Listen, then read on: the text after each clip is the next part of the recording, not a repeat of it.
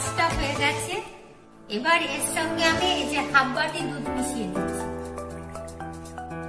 আর দিচ্ছি এই যে 1 চামচ মধু দিয়ে এটাকে খেতে হবে। এটা প্রতিদিন সকালবেলা খেলে শরীরের পক্ষে প্রচন্ড উপকারী। আপনারাও এই প্রসেসে কুলেখাড়ার রস তৈরি করবেন, দেখবেন শরীরের পক্ষে প্রচন্ড উপকারী এই